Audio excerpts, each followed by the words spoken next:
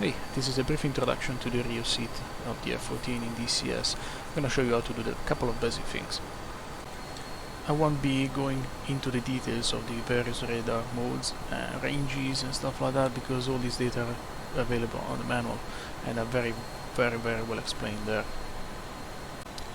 These buttons here on the top, these are the range for the pulse search, and the IFF as well, because the IFF uses a different antenna. Pulse Doppler instead, there are different functions, sub-functions for the Pulse Doppler. Pulse Doppler search is the one with the longest range. It doesn't show anything on the TID, but it gives you a return on the DDD. Range-wise search instead, as the name suggests, it gives you the range as well, range of the target. TWS manual and TWS auto, they are very similar. The difference is that with the manual we can actually change azimuth and elevation of the antenna. TWS auto is not implemented yet, but will be a very useful function later, because it automatically take care of slowing the antenna and changing the elevation. And his goal is to make sure that you can actually see as many targets as possible. Now, first problem is that whenever you fire an Phoenix, for example, the WCS pushes the TWS to a TWS auto. But since at the moment it's not working, it's basically both sides of the antenna, there's a big chance that you're gonna lose your target. So the first thing you should do at the moment is try to push immediately TWS manual. If you cannot do it, try to shoot at a target that is basically around your elevation and in your cone, azimuth cone.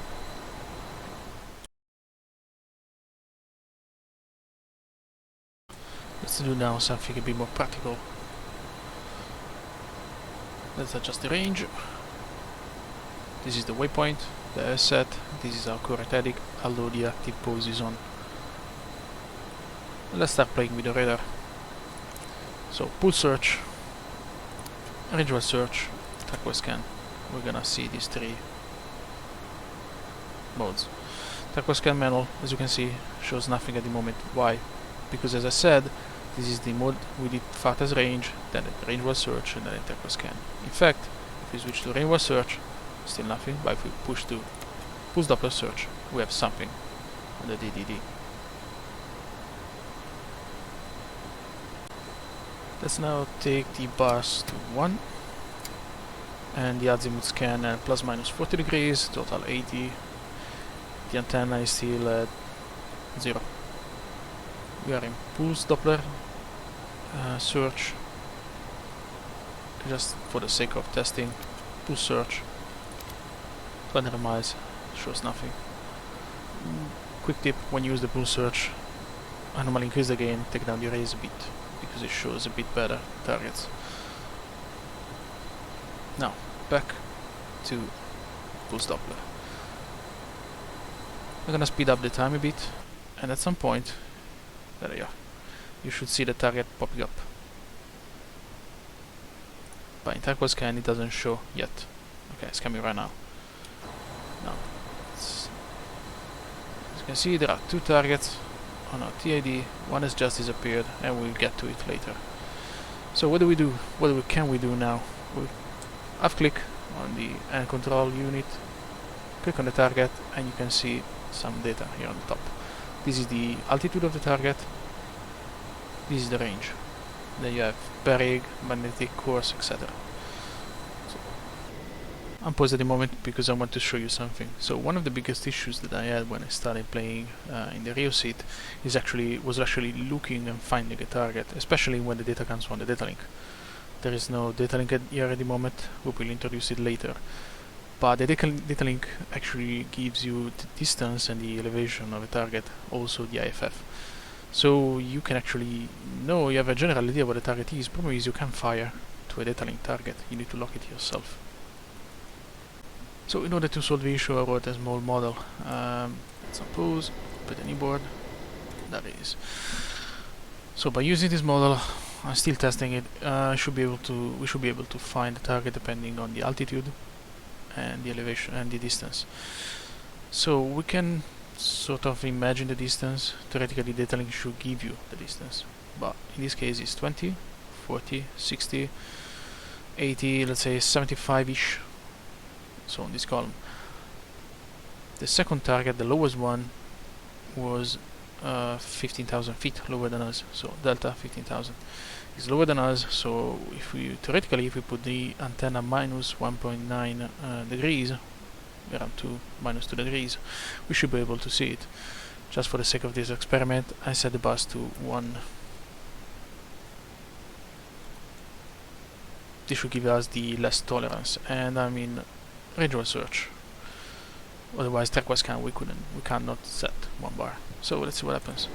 So put the antenna down, -2, and this is a target. So now that you see the target, what you can do is, for example, let's close this thing. Go on radar. And now the end control unit actually controls the radar itself.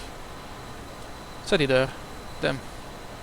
And now I'm in single target. 60 miles. We have estimated 70s actually, so the antenna is a bit lower. For 60 miles, 15,000 is 2.4, 2.3. Yeah, pretty okay. It doesn't have to be perfect. Now, second thing you want to do is IFF in the target. As you can see, double horizontal bar. Let's zoom in, it's a bit better. Means friendly target. A single shorter bar is that is enemy, hostile. So what you want to do as a RIO is investigating your airspace, finding all these targets, and then assign them. From the cap, setting target data, you can set as hostile, and as you can see, the icon changes, or in this case, friendly. If you set a target as friend, you will be removed from the TWS scan shooting queue as well. So let's now see if you can actually see the contacts on the pulse search as well. We can see them already, probably fairly hard to see. There they are. So suggestion is increase the pulse gain. There we go. By playing a bit with the settings, you can actually see them. And as I said, this is in range. So 100 miles, these are the targets. So 20, 40. So the targets are around 50 miles away.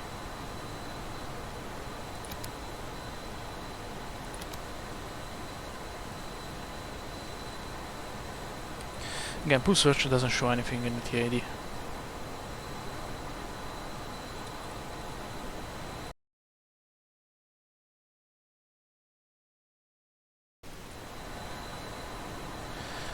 Now, the problem with this target is that this target is actually about to notch us, because this target is drawing like a rectangle in front of us, and as you can see here, his relative speed is very close to the mid of the DDD. I'm not going into the details of the main lobe clutter, you can see that on the main lobe. What I'm going to show you is, if I speed up the time a bit,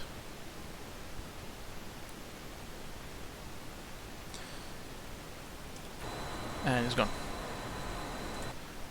Now the target will stay on track for like 10 seconds-ish. Check the manual for the correct value.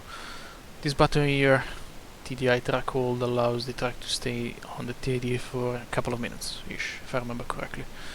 So what we can do to find him? Well, we use the pulse search. So let's unpause, take down the time a bit, pulse search. We can already see him here. Can do is increasing the gain. Yeah, much better. So the range is 200. Let's check with 100. So it's 20, 40. We could actually use 50. So what can we do now? We can actually lock him. So let's set the end unit to the radar. We go up with the half lock, full lock, and we got a lock now. Now pause for a sec. So we are in pulse, single target track. Is it good?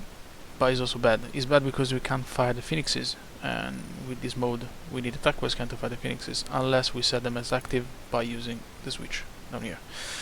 By phoenix active has a range around 15-20 miles ish. Again, check the manual for these details. We can use the sparrows though. The main lobe clutter is one of the filter used by the pulse Doppler radar. We can actually turn it off. It's automatically disabled when the antenna elevation is above 3 degrees. You can actually disable it. If you disable it, you should be able to lock even target that is notching us. So let's see what happens if we disable it. So out, and then we can see the target. But be aware of the fact that it might create some issues. Might get some false contacts or some weird things, especially with the turquoise scan. On the other hand, we are able to lock the target again.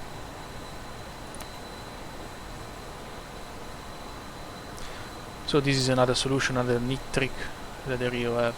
If you set back to auto, boom, immediately lost the lock.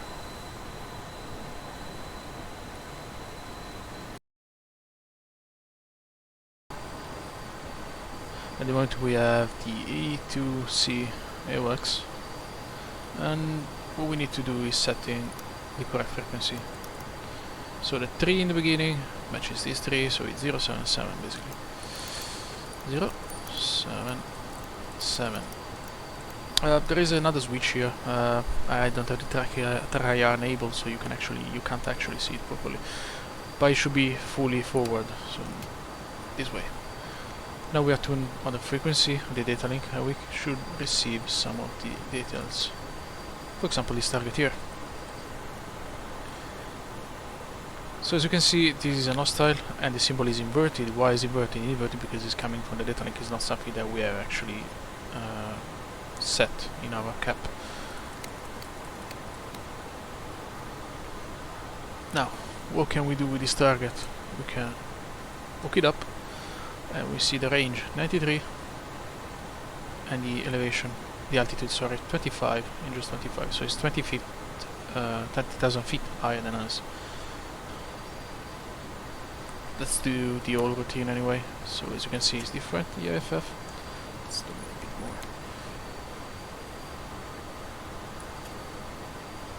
Back to the cap. On step, and we got it.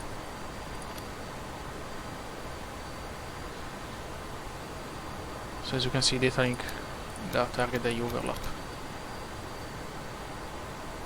So the problem is that the target is moving, is coming in our direction.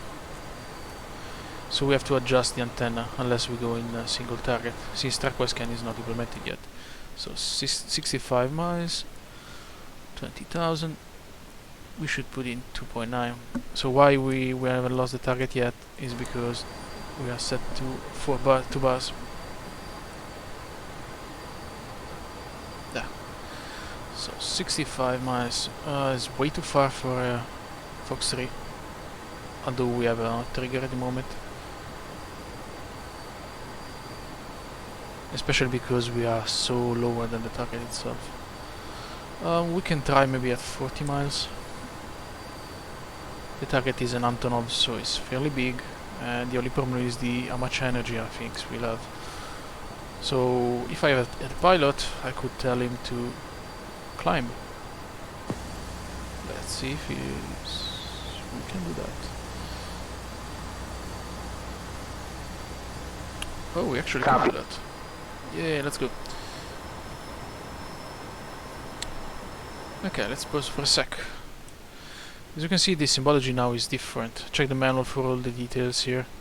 This is the indication of the range. So optimal range, minimum range, and that should be, if we are so far away that we can't shoot yet, there should be a maximum range as well. Suppose, so we're climbing.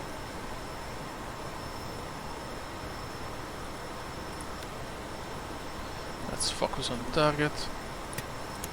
Bars.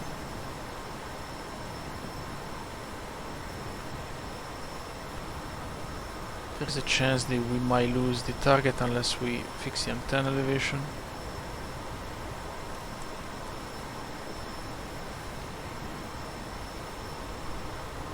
So 10,000. Let's set it here. Distance is, you can see up here, 50 miles, 10,000, 1 and 9. So it's time to take the antenna back.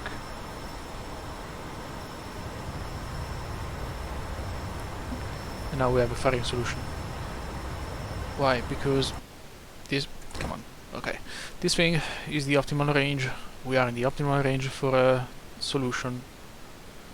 So we can go ahead and do it. And... Fox 3. Okay. Problem now. As already mentioned, TWS scan now is an auto. We need it manual, otherwise we're gonna lose the target like immediately. Second thing, we have now a counter on the left, on the right side, sorry. This is the countdown before the Phoenix goes active. So the Phoenix goes active around 50 miles from the target. At the moment, if I remember correctly, so in real life it should be the WCS that tells the Phoenix to go active, but if I remember correctly, at the moment, due to the limitations to DCS, it actually goes pitbull by itself almost. So 3 seconds, 2, 1, and now it should be active.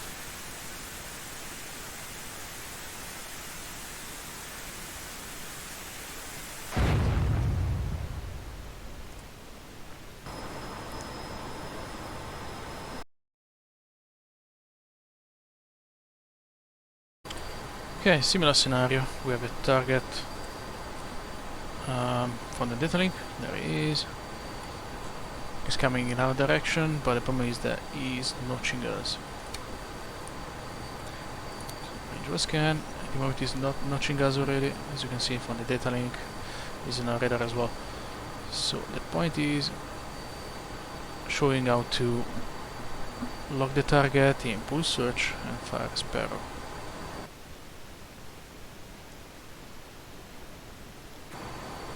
And there, it's gone. Now slow down. Search.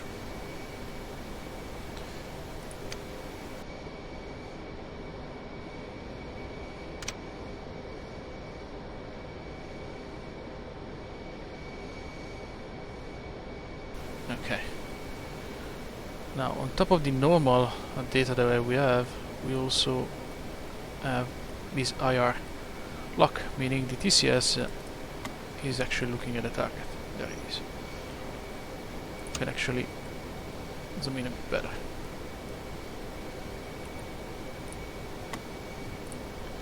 So now, in radio scan, we couldn't see the target, we are in pulse, and we can use the Sparrows. So, Fox 3. Fox 1. Fox 1, sorry.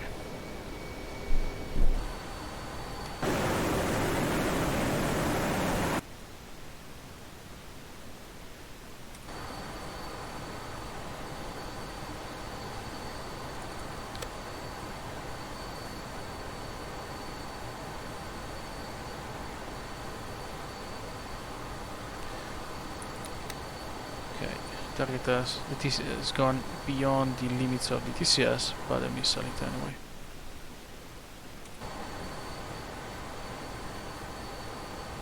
There it is.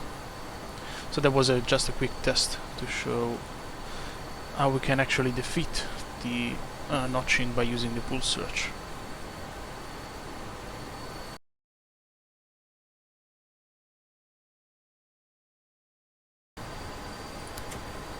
Range-wise search, still nothing.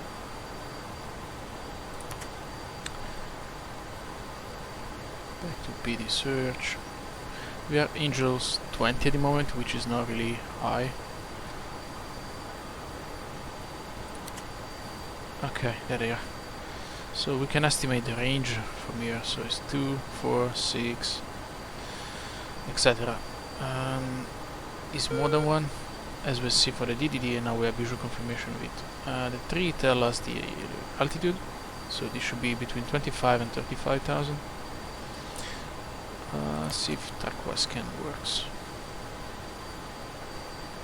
Yes, they're coming right now. Oh, okay, so let's pause for a sec. This is the line. This is the optimal range. So this guy is almost in. 1 and 2 are the priority orders for the TWS scan launch. They are higher than us, so what I want to do is increasing it a bit. and we're already in the optimal range for the all three of them. Interesting. So if I want to change the order, I can just press. Let's launch. Closure rate is very high, so we have 3. We can do it. We can add the WCS to the job for us. Remember to push turquoise can manual all the time, otherwise we're gonna lose the antenna.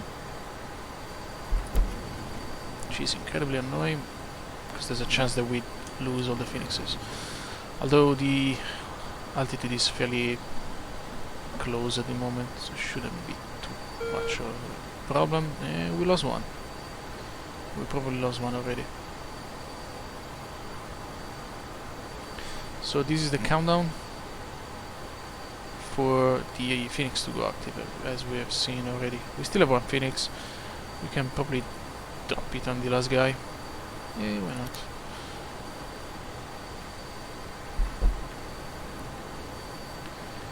Damn it, we lost it again. Oh, that's why. That was can manual.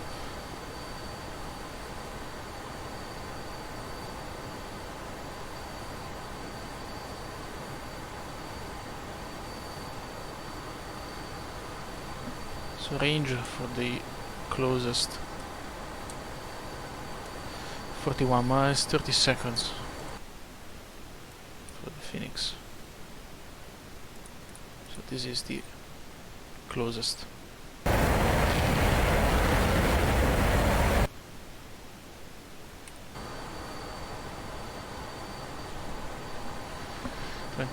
So they are decreasing the elevation a bit, the altitude a bit. Taking them down. 10 seconds for the first Phoenix to go active. Let's pop a sec.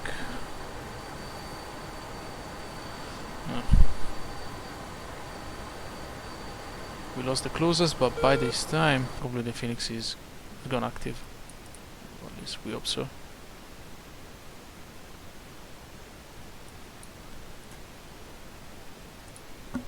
This is tracking. Kill.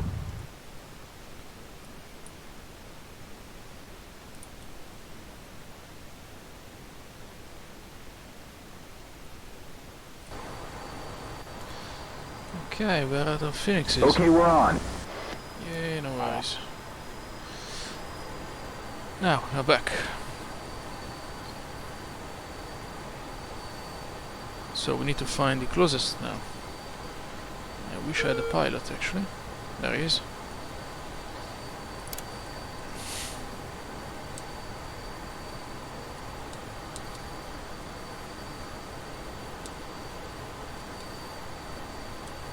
And Fox 1.